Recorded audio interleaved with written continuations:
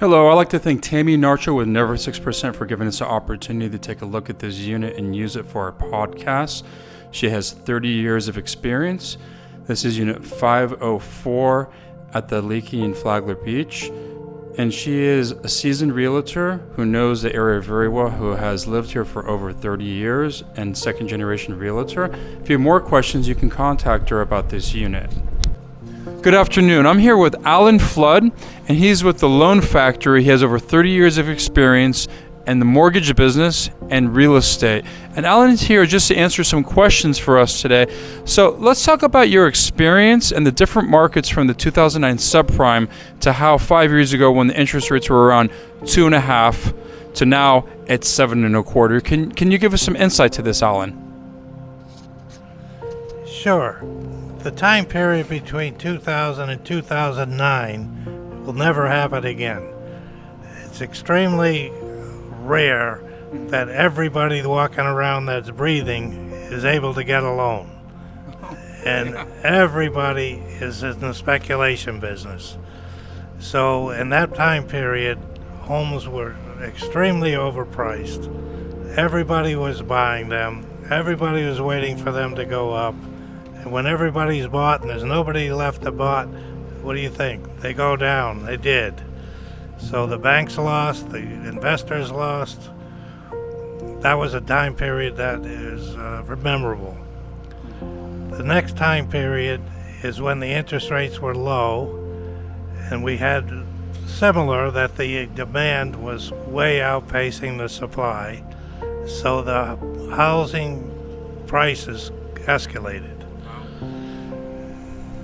So the people could afford it because of the low interest rate. So the affordability factor was still in the purchaser's favor. But now the interest rates are high. The value of the homes are dropping. It's creating a hidden opportunity for new purchasers. You'll be able to buy your house at a deep discount compared to just a year ago. So if you're waiting around for the interest rates to drop, like most people are, by the time they do, the price of the homes will be back up and you will have missed the buying opportunity. If you buy now, you'll pay a little bit of extra interest, but in the long run, you'll be way ahead of the game. You'll pay maybe $8,000 in extra interest and gain $100,000 in equity. So if I was anybody listening to this, I would not hesitate. This is the time to buy. I see what you're saying. So that's a very important way of looking at it. That's a different perspective because there's a lot of fear in the market, and we shouldn't have fear in the market. We should be embracing this, even though interest rates are high. It's like you said, you're going to pay more in interest rate, but you're going to get a deep discount with the value of the home. So then later on, when the market does rebound, most likely you're going to have built-in equity. You're going to have a lot of built-in equity, and you're going to probably even refinance, which is good. And refinancing is something that a lot of people do. So what is your take on that with the refinance? And not to get so into the speculative part, but do you see this market rebounding anytime soon, or you think 2025 is going to be a year, kind of a repeat of 2024 in most cases? It's up in the air. Yeah. A lot of it depends on what the government does. If the government can influence the price of the 10-year bond, interest rates will go down. And I think the government wants to look good to the public. And they cannot influence the Fed to reduce the rates. And everybody thinks that's what's important. But it has really not that much of an effect on interest rates. What does is the 10-year bond. So if the government can force the 10-year bond down, interest rates down, they'll look like a hero. So that's a very big possibility there'll be a surprise in this year's market. Okay. Fair enough. Thank you very much for that information.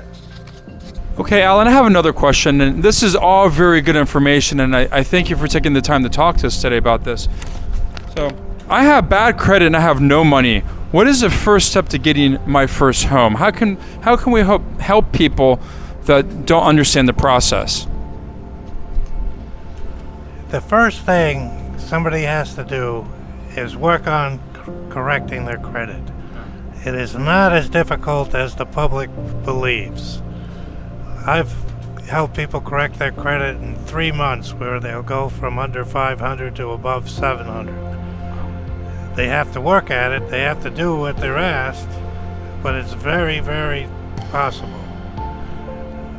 The second step is you have to investigate all these new programs that help new buyers purchase their first homes.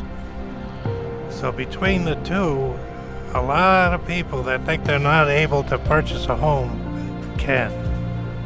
And it's not that difficult of a process. Okay. Well, with that said, also, I've heard that some loan officers, mortgage lenders, they want them to pay off some of their credit cards ahead of time. Does that help boost their score? How does that work? Is that a good tactic to follow? Yes, it is. And a lot of people think they have to pay off their debts down to zero.